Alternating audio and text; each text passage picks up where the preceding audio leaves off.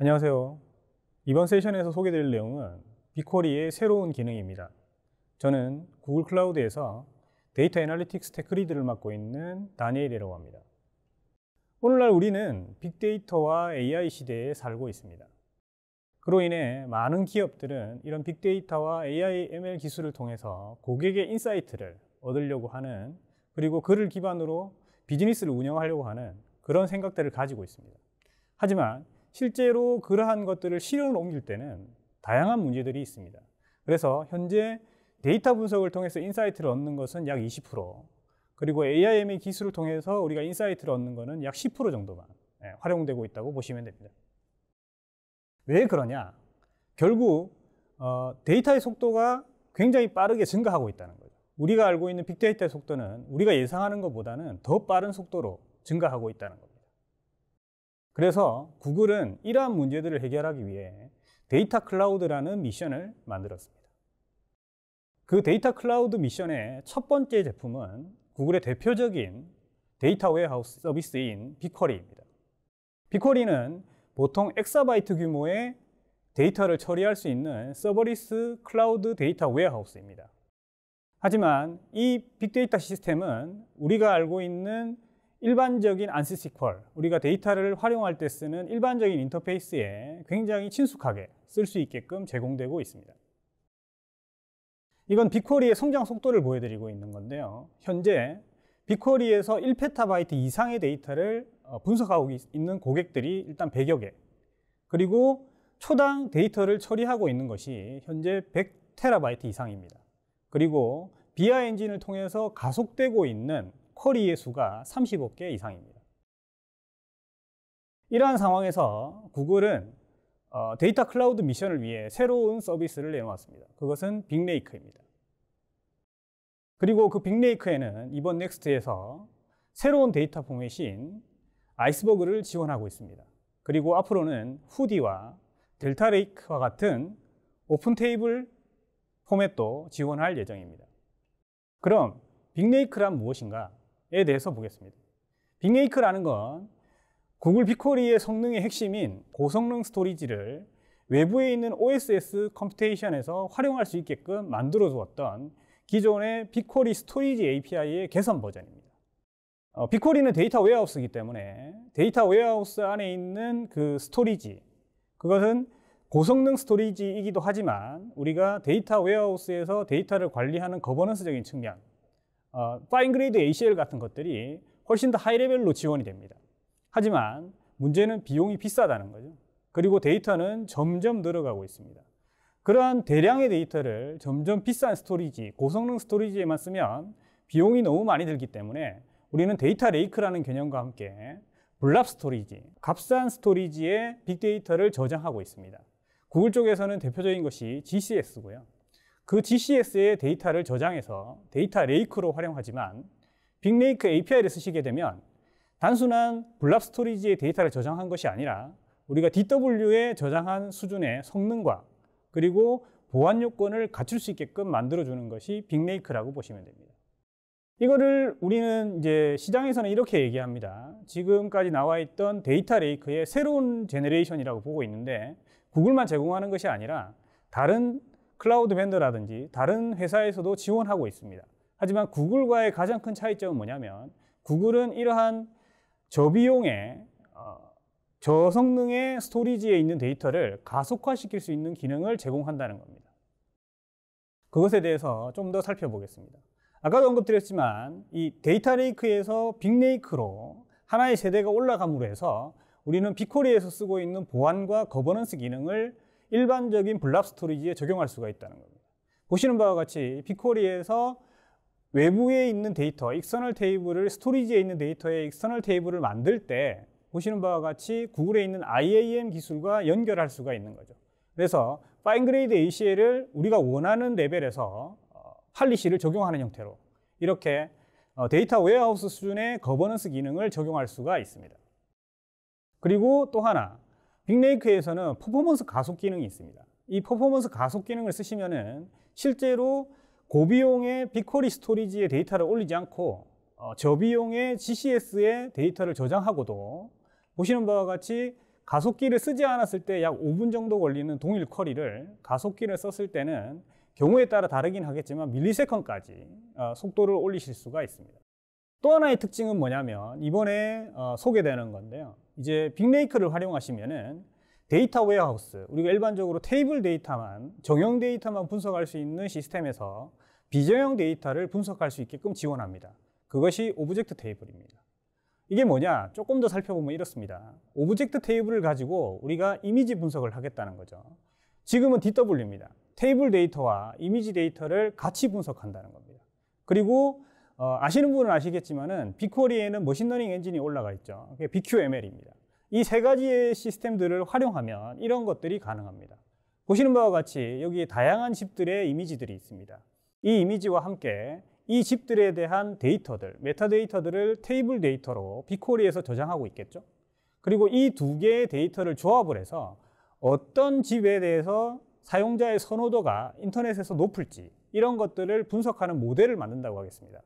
자, 이런 걸 할 때 처음에 이미지 데이터를 빅쿼리에서 이러한 타입으로 설정을 하시면은 오브젝트 테이블이라는 형태로 설정을 하시면은 바이너리 데이터지만 데이터 웨어하우스 시스템에서 분석을 할 수 있게끔 접근이 가능해집니다. 자, 이렇게 해서 하우스 이미지, 집에 대한 이미지와 그 다음에 집에 대한 메타데이터 정보, 테이블 정보를 빅쿼리에 가지고 계시고 그 다음에 빅쿼리에 있는 BQML을 통해서 이 두 가지 데이터를 조합해서 모델을 만들게 되면 좀 더 나은 성능의 모델을 만드실 수가 있다는 거죠. 다음은 빅쿼리 옴니입니다. 빅쿼리 옴니는 이전 넥스트에서 이미 발표가 됐고 지금 GA가 되어 있는 상황입니다. 하지만 제가 한 번 더 언급을 드리는 이유는 뭐냐면 이번 넥스트에서 확인이 된 것이 지금 현재 빅쿼리 옴니는 미국 리전에만 지원하고 있습니다. 하지만 이번에 논 US 리전 중에서는 한국이 처음으로 올해 하반기에 빅쿼리 옴니가 확장이 된다는 이야기입니다. 이렇게 빅쿼리 뿐만이 아니라 빅레이크 그리고 다양한 기능들을 가지고 조합을 하면 구글에는 이러한 데이터 클라우드라는 형태의 아키텍처와 플랫폼을 만드실 수가 있다는 겁니다. 큰 특징은 예전에는 저희들이 데이터 클라우드라든지 데이터 플랫폼을 얘기할 때 구글은 대부분 빅쿼리만을 얘기했습니다. 하지만 이 그림에서 이 아키텍처에서도 보시면 아시겠지만 빅쿼리는 특정 영역에만 이제 관리를 하게 되는 거고요. 메인에는 빅레이크라는 것이 있고 이 빅레이크를 통해서 빅쿼리 저장소에 있는 데이터 뿐만이 아니라 값싼 블랍 스토리지에 있는 데이터 그리고 그 안에 있는 바이너리 데이터, 오브젝트 데이터까지 같이 통합해서 분석할 수 있는 통합 데이터 분석 플랫폼이 만들어진다는 겁니다. 자, 이제 이러한 빅쿼리에서 좀 더 새로운 기능들에 대해서 소개해 드리도록 하겠습니다. 기존에 이제 빅쿼리를 하실 때는 우리가 SQL을 가지고 인터페이스를 제공한다고 했습니다. 그것과 함께 저희들이 이제 스팍에 대한 인터페이스도 같이 제공을 했었는데요.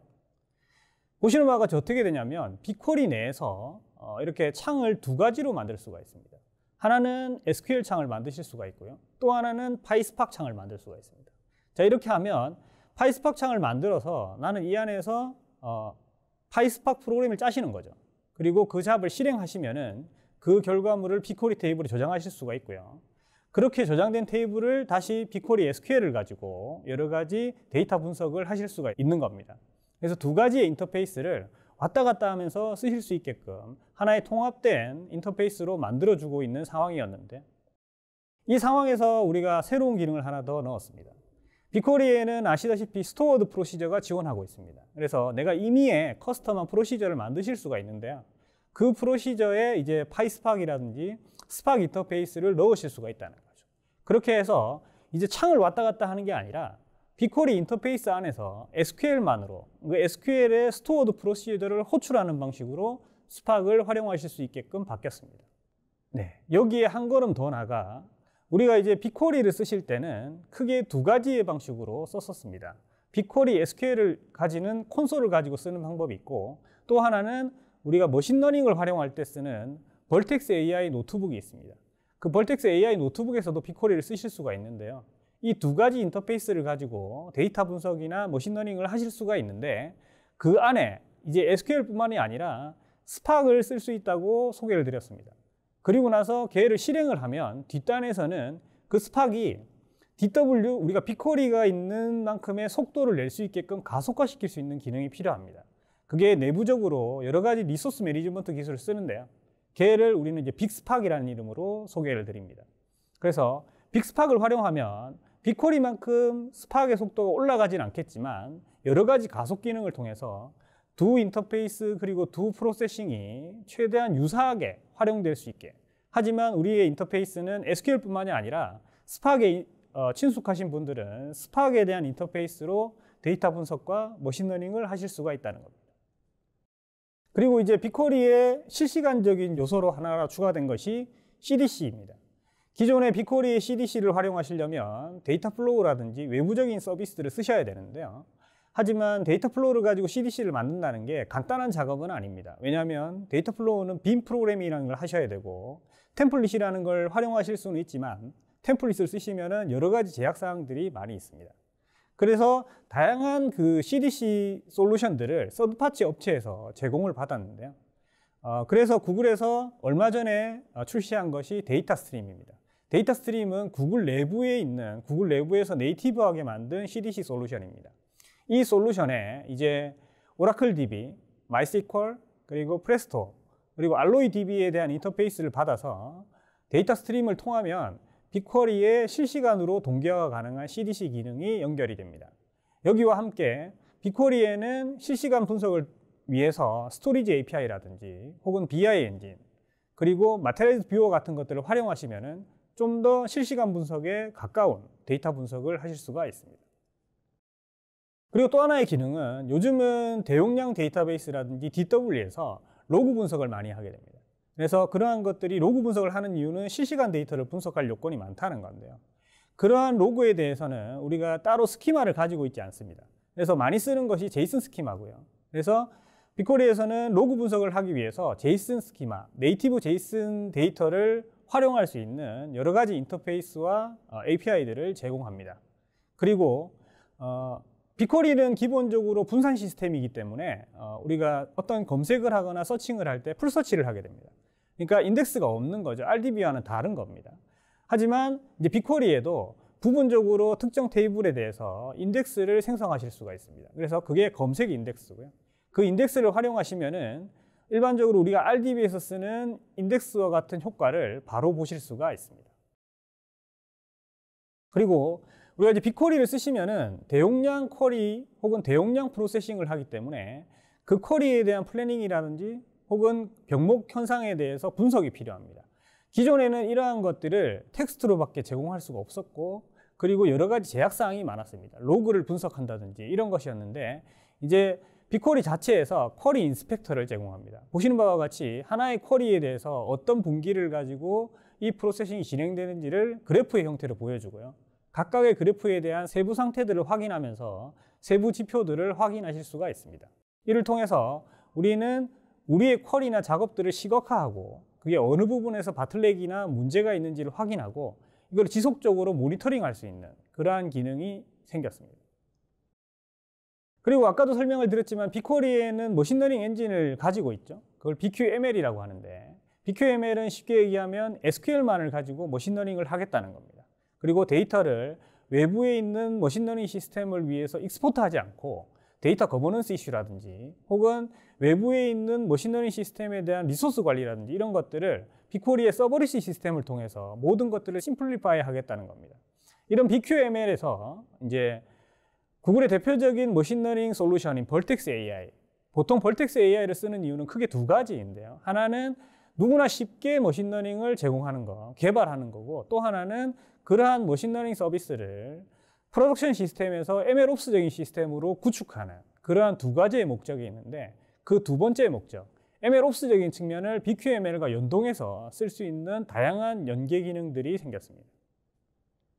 그리고 이러한 빅쿼리에 우리가 이제 데이터를 넣거나 기존에 있는 다른 데이터 시스템에서 이전해야 되는 상황, 이러한 상황에 활용될 수 있는 서비스로 빅쿼리 마이그레이션 서비스가 나왔습니다. 빅쿼리 마이그레이션 서비스는 보시면 아시겠지만 우리가 데이터 시스템을 옮길 때 해야 되는 두 가지의 큰 작업, 하나는 데이터 자체를 옮기는 거, 그리고 그 데이터를 활용하는 프로세싱에 대한 전환 작업, 이 두 가지가 필요합니다. 뭐 데이터를 전송하는 거는 여러 가지 전송 서비스를 쓰시면 되고요.